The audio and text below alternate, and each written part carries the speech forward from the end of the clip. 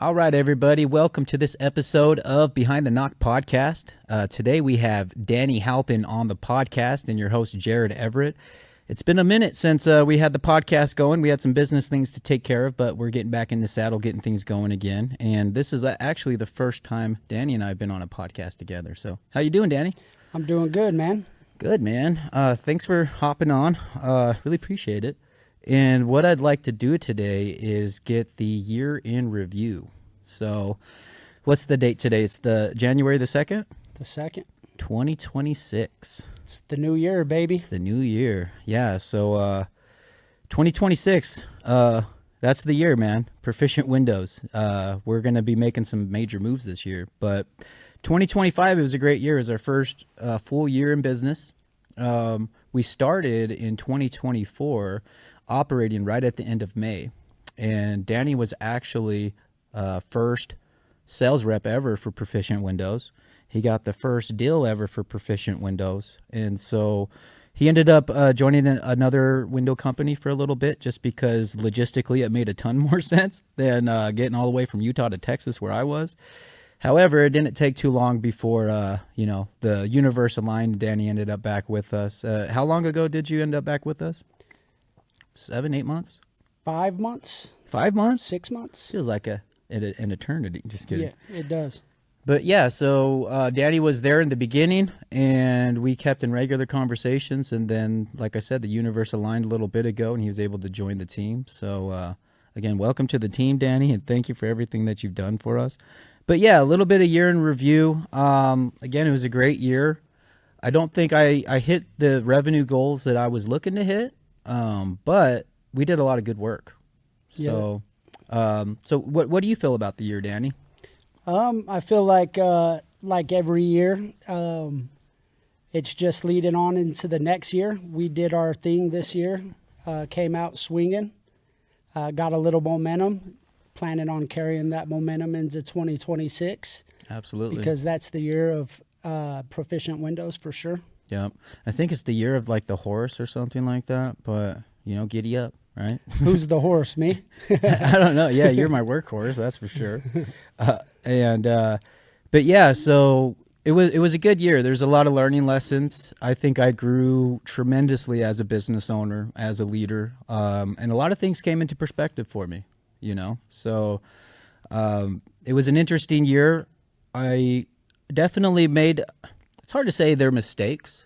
I don't know. I think mistakes, it's kind of like a loaded term because I look at things more as like lessons, right? As long as like you're learning from them. So like I don't take losses, I take lessons. You know what I'm saying? So definitely some decisions that I made throughout the year that, they didn't end up quite where I had envisioned. In fact, they ended up quite the opposite. And, it's been 3-4 months since we made kind of some major moves to get things back in line. And we're still dealing with a little bit of the damage control from decisions I had made. Essentially, I put some people in positions that it was based off of potential instead of really what, earning it and working for it. And it was a unique situation because the individual had a lot of options. So it made sense, but, it was just a good lesson because just because you think someone can do something doesn't mean they can. And if you just give people the keys to the kingdom without earning it, they might not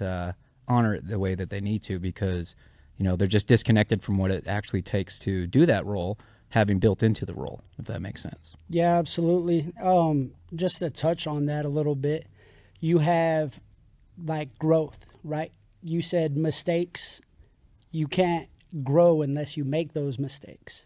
And you got to learn from those mistakes to keep growing over time. You know what I mean? 100%, man. And especially like from an operational standpoint, because we've had a great problem of selling a lot, right? Not necessarily the problem, but what happens is maybe you're a newer company, your operations isn't necessarily put together like super well in terms of how we've been operating because, I mean, they're looking at us to become a national account anytime, and it's because we've been selling windows, like 8 different states, something like that. So, and we've done really well, but with that, we kind of spread ourselves out a little bit.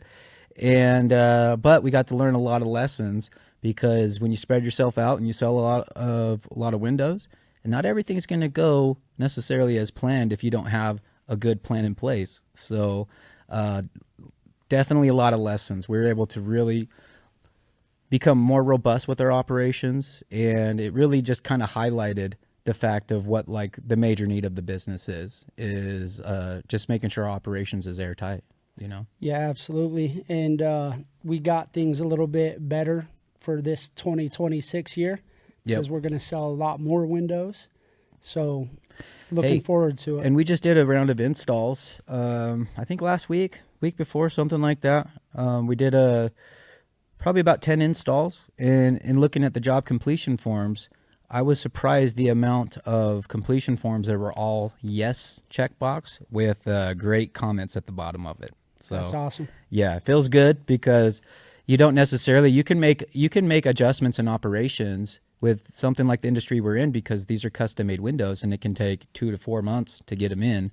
So with that being said, it's like a delayed kind of effect in terms of the changes we'll make in operations. So we can make a change and you might not necessarily see it reflected for a couple months, because, you know, there's time it takes to get these things manufactured, logistics, etc. So like I said, we could have, you know, maybe we made some decisions and some changes months ago, but we're not really feeling the full effect of it yet. It takes time for that stuff to kind of come out in the wash. Absolutely. If you will, you know? Absolutely. Yeah. So, but yeah, so again, a lot of lessons, and going through that stuff.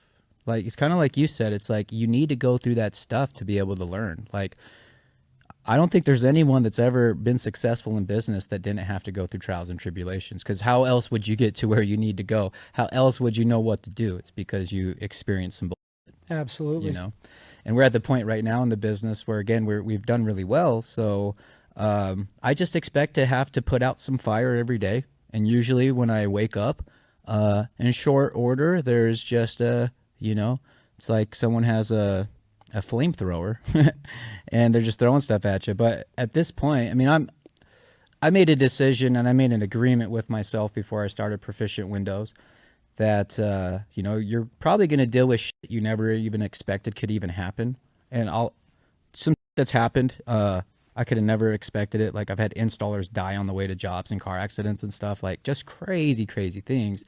But I made the agreement with myself that, hey, you're going to have some crazy shit. And, you know, you can get like all up in arms and, you know, stressed out about it, but just understand that it's just going to keep coming and it's going to be harder than you expect. And just be cool and calm when you go through it. And so as we go through these things, and maybe people in ops or the sales team or whatever, they're kind of, you know, they're kind of get a little frightened or whatever, because we've got this issue we got to work through. But it's like, hey guys, this is an opportunity. Like, this is our opportunity. We earned the right to deal with this problem, you know, and by dealing with this problem, this is how we never deal with it again. It's how we actually become who we say we are. Absolutely.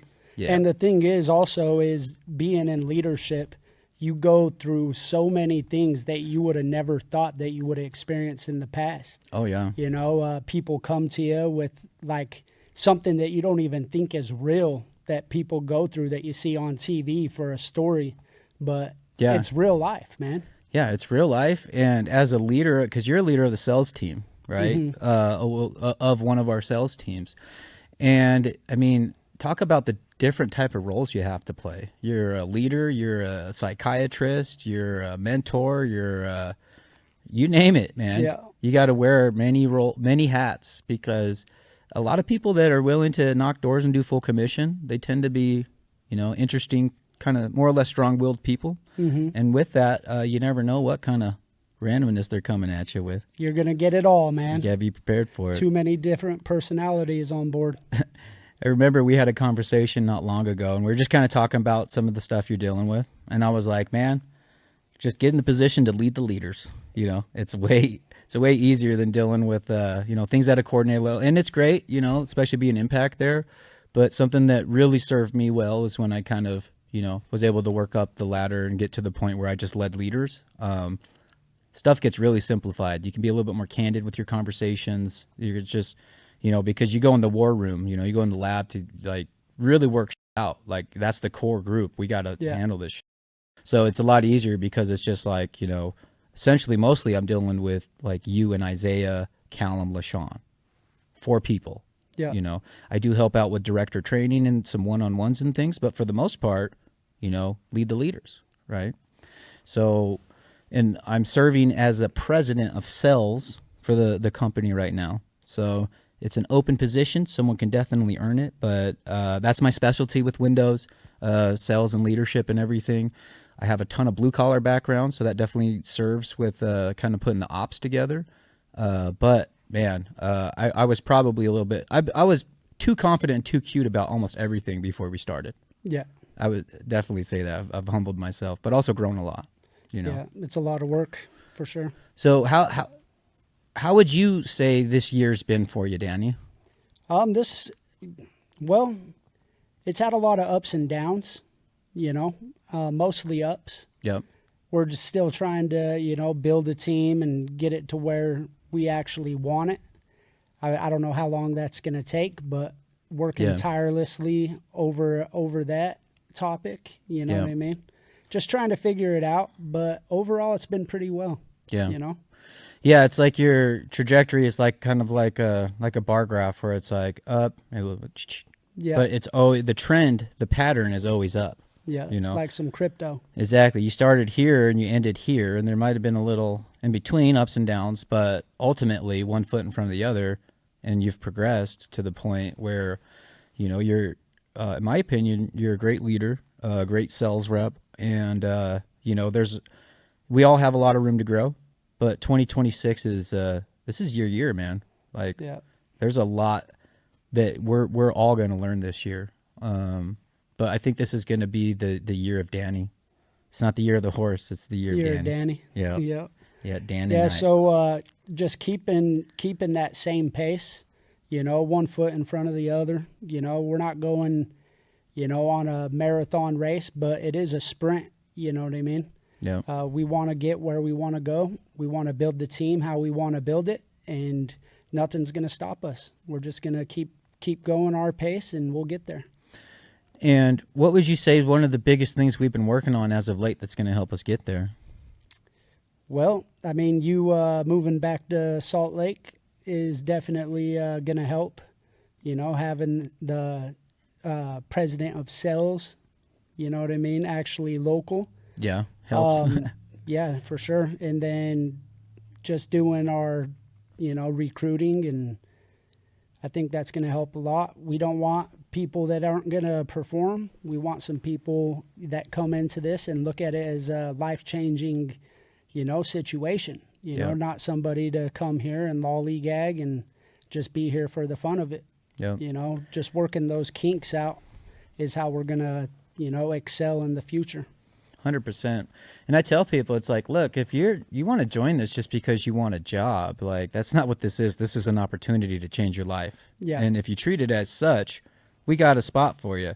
But if this is just a job to you, like, this is not just a job to us. Yeah. Right? This is the vehicle that's going to allow us to achieve the goals we want, the lifestyle that we want. And for someone to not be on that same page, it's a disservice to everyone else that is on that page. And there's no room for it.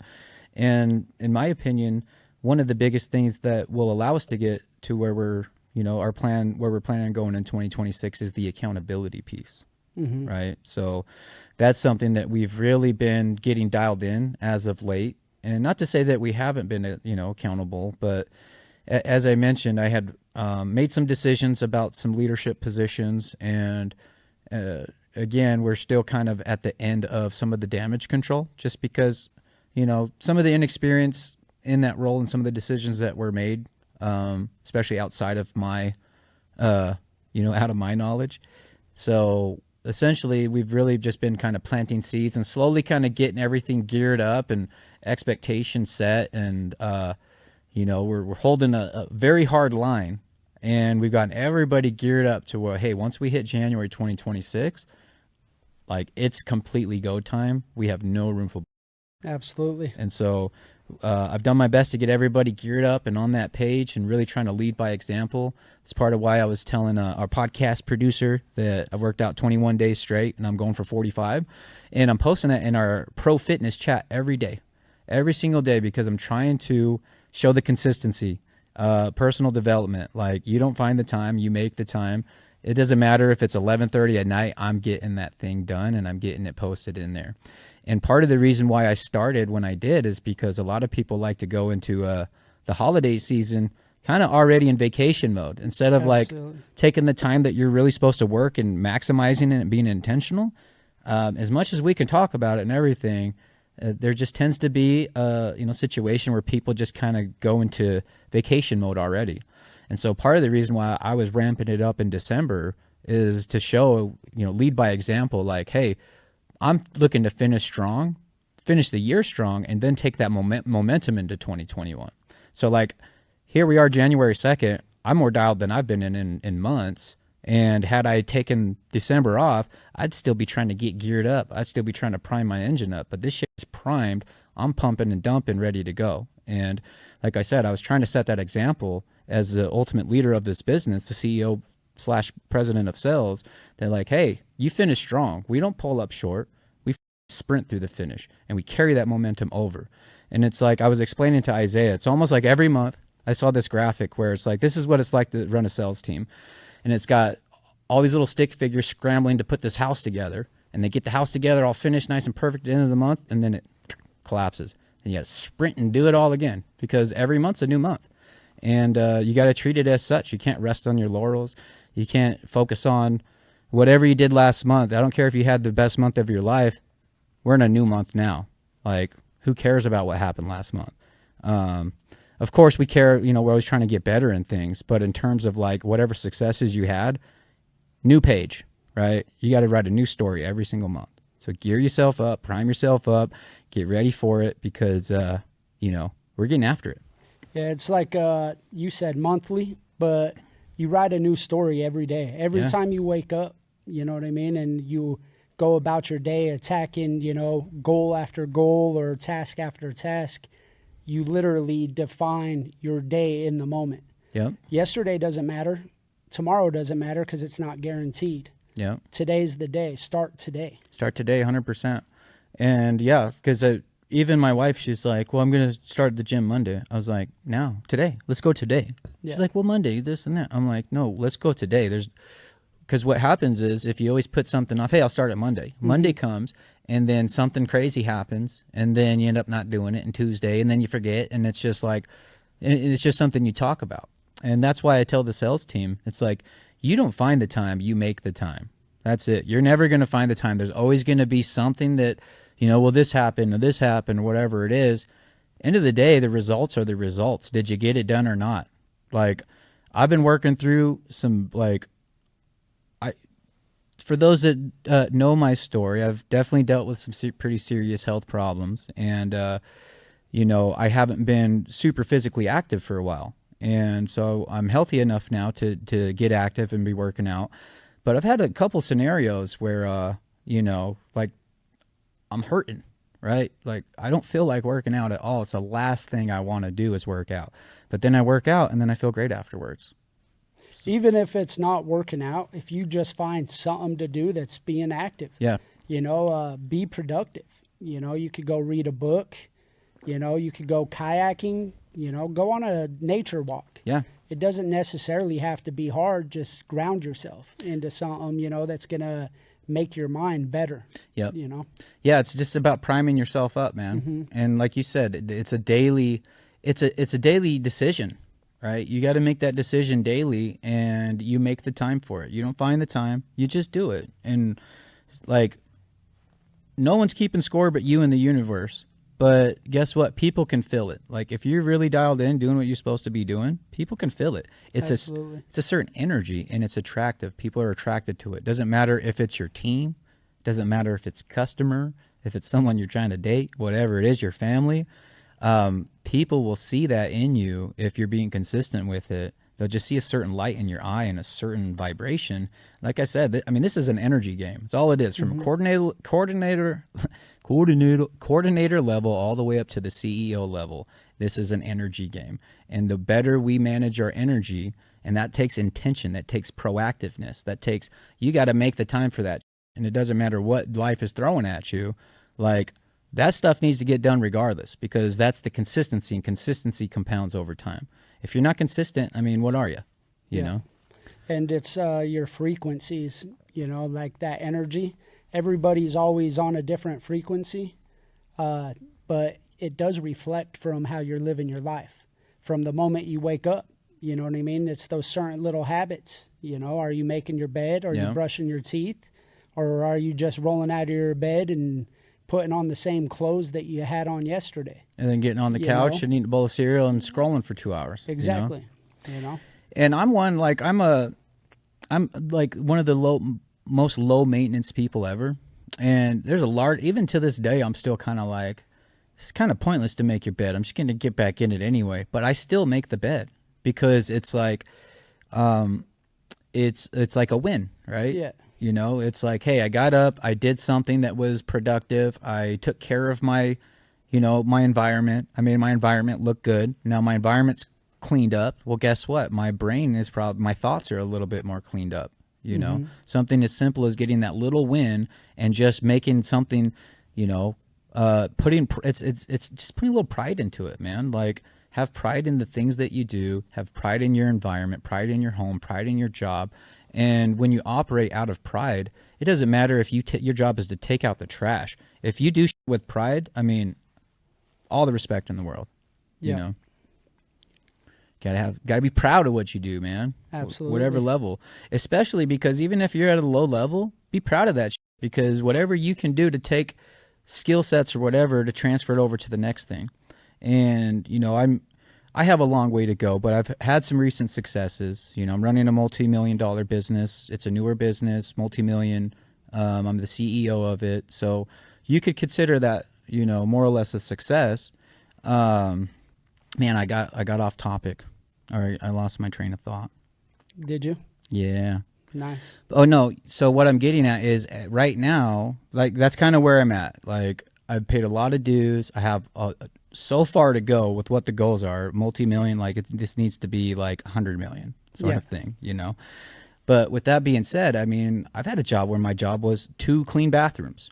I mean, when my about to have my oldest son, that was my job. I was cleaning bathrooms at the busiest casino in Las Vegas. Puke, whatever it was, I was in the busiest bathroom and went from cleaning bathrooms, literal to becoming the CEO of a multi-million-dollar business. And there's skill sets that I learned in cleaning the bathroom that I've been able to carry over.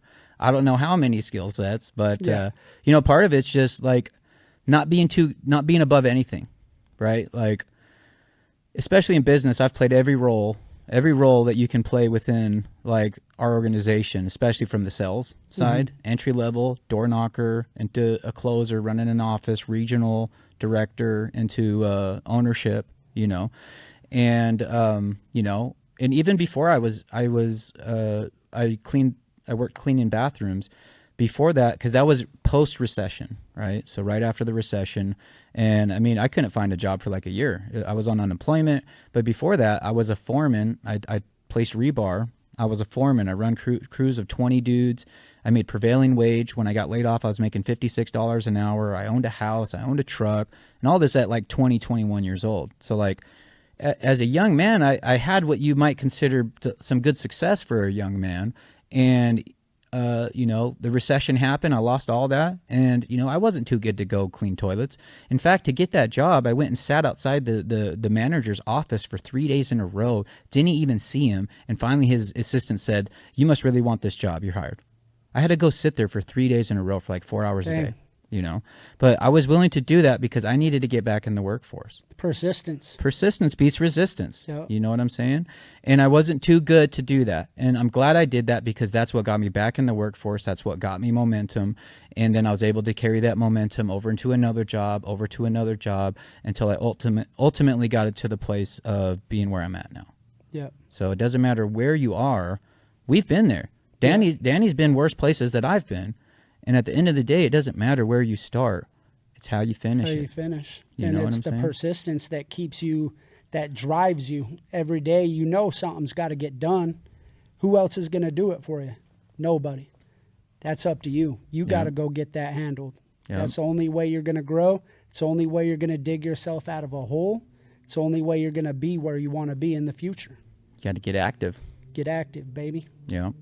Yeah, because, I mean, if you're feeling anxiety about something, just start doing and it can be hard because maybe you have a lot to do and it's like, where do I start? It's just like, just start. Even if it's the most menial thing, that's part of why you make your bed in the morning. Yeah, it's this menial thing, but it's a start to the day. And then that win will transfer over into this. Well, I made my bed. I'm going to go through my, my to-do list. I'm going to go through and get that done.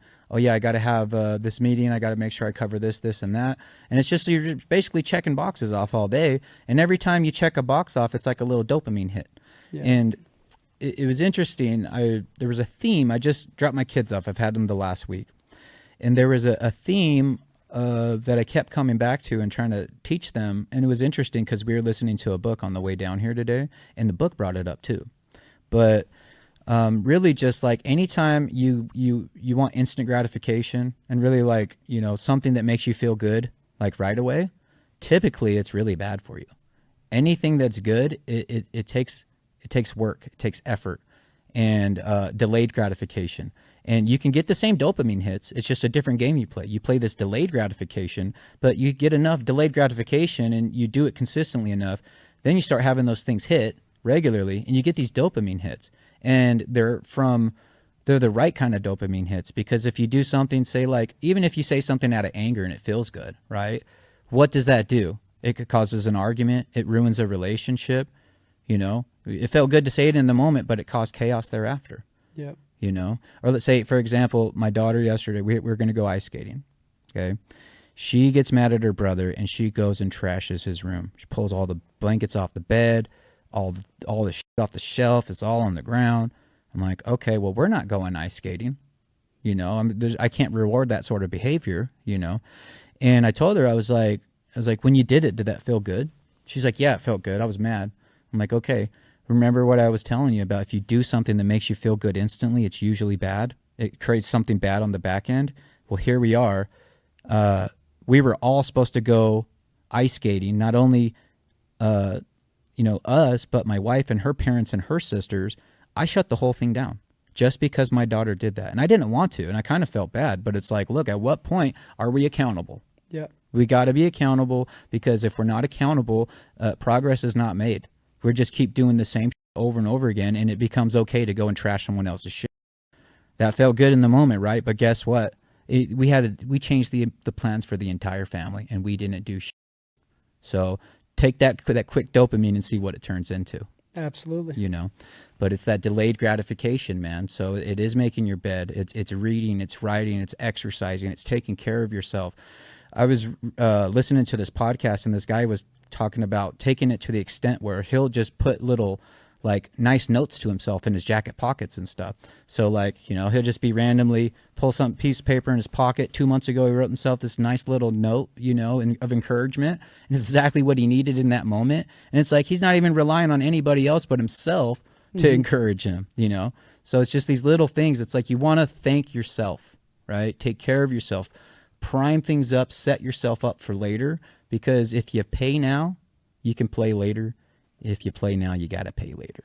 Yep, absolutely. And it stems back to the stick figures that you mentioned running around, building the, stick figure house. But that's all we're doing is building our future, building our house how we want it. Yep. Are you going to half it? Are you going to make a foundation for the house to fall over? No, you want that to be strong. You want to do things right in the first place. Not instant gratification, because nothing's going to happen overnight. We have to build and keep building. And it can feel difficult, man, because sometimes we're impatient. I'm at a place right now where I look at a competitor of ours, and what they accomplished this last year, I couldn't be more impressed. It's crazy, like, for me to extrapolate on what the type of work it's going to take for us to get there in our business, it's a little daunting. But at the same time, I know it's possible, because there was a time where I worked with these guys. I was on the same team with them. And as good as they were, it's not like, it's just a matter of these guys were consistent long enough and, just did things the right way for long enough, and it compounded over time. And even a couple years ago, it really wasn't you know. It wasn't like anything special, but over the last 2 years, it's just been, you know, it's the accumulation of putting one foot in front of the other, building a culture, building systems, building structure, having accountability, all these things. That's the results of doing that over 5-6 years. Yeah. Okay? We're just getting to the point where we're having all that dialed in, you know, and then it's going to take a while, but I project it similar in that it's going to be like, you know, maybe it doesn't seem like a lot's going on for a minute, but then all of a sudden it's like boom, boom, boom. Absolutely. And then they're like, oh shit, Proficient Windows. Proficient Windows. Proficient Windows. And that's that compounding over time, you know? Yep. So, and we're going to get there. Yep. There's no doubt in my mind. Yeah. So you called it a sprint, but it's like we're like sprinting a marathon right now. That's what we're doing. But that's the thing, man. It's a season. We have a season, and we're going to take this season super serious, and it's about a 5-year season. Yeah. And a 5-year season, you know, we can accomplish what most people take 30, 40 years. We can, or even longer. It could take several lifetimes to accomplish what we're going to accomplish over the next 5 years. Yeah. And, you know, just got to be all hands on deck and having the right people. You know, we can try to force a square peg through a round hole all day. It was funny. My sister, I was talking to her boyfriend the other day, and he's like a manager and stuff, and he's an older guy too, and he's really well put together. And we were kind of talking about how, you know, sometimes people you got to have the right people, because you know, he's like, I was like, yeah, I mean, you can lead that horse to water, you can't make it drink. And he's like, yeah, and then you got to drown it. I'm like, yeah, then you got to drown it. And what that means is just remove them from your organization. It's like, hey, I'll lead you to the water. If you don't drink, okay, let me dunk your head in there a little bit, drown you, you're dead. Just kidding. But it was just interesting, because I never heard it kind of that way, but it's the truth, and that's what we're doing, man. We're going to provide the leadership, the training, the system, the structure. It's up to you whether you do it or not. And if you don't take it serious, and we have no room for you, and we're gonna move on from it.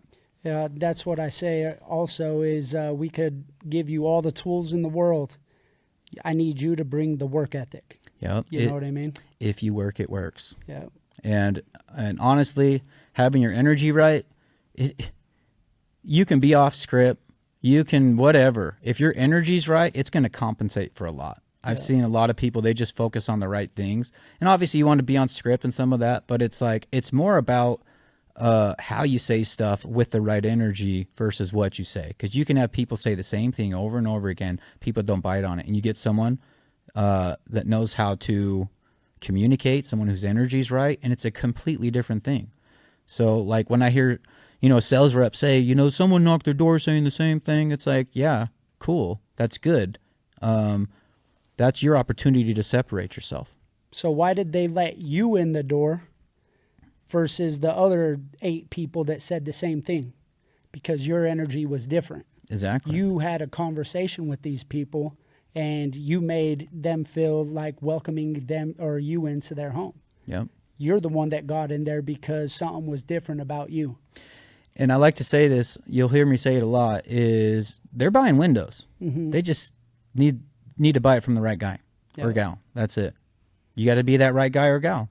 And a big way you can do it is develop yourself so you can understand. It's like trust. Trust is everything. And if, you know, they feel right about it, I've heard people say that this sort of process is not emotional, it's completely logical. But at the end of the day, they got to feel right about it.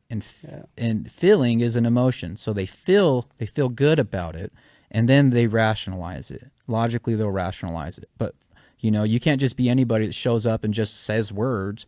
Like, they got to be delivered with the right emphasis, with the right energy, eye contact, all this stuff. You and I, we've seen guys that aren't quite ready yet for directorship, that, you know, they just are not mature enough to put all the dots together, and people won't even set an appointment with them. I mean, these guys can be number 1 coordinators, but as a director can't even set an appointment because people don't trust that they're going to be the one to buy windows from. It's easy to set the appointment, generate some curiosity, a little bit of urgency, then you have your director go in there and, you know, look them in the eye and answer their questions and make them feel comfortable. But if you can't do that as a director on the door, probably shouldn't be in that role. Yeah, you know, absolutely. and we shouldn't have allowed them in the role. But like I said, there was some decisions and things that were made kind of outside of, communicating with other leaders, and we've had to get some damage control out and out of the way. But we're in 2026. We're January 2nd, and it's go time. And again, a little bit of year in review. So we just had December, right? So we had Christmas parties. So we got to have 2 Christmas parties, one in Texas, one in Arizona. Each one had roughly about 20 people. And, we had gifts and dinner and, great time. It was awesome. And the Christmas party 1 year before that, in 2024, consisted of myself, my wife. I had one coordinator and his wife at my house.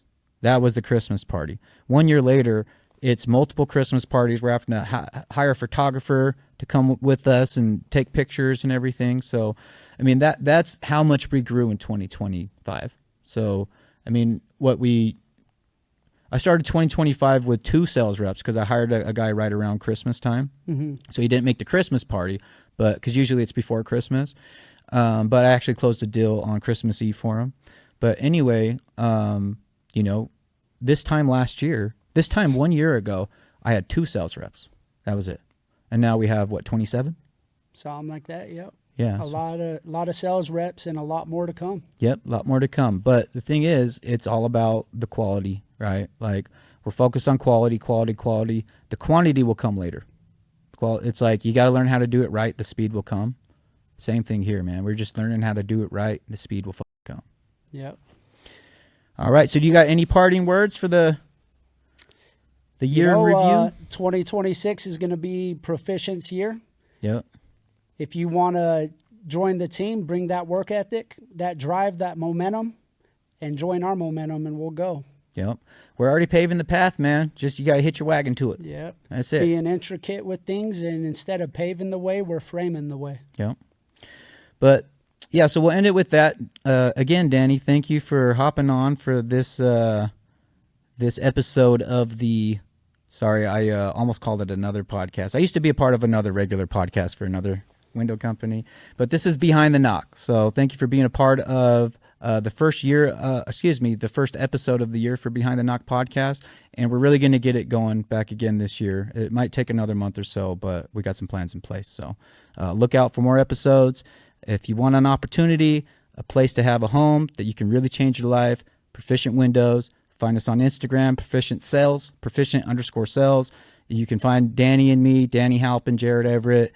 Let us know. We can set you up with an interview. All right, guys. Thanks for tuning in.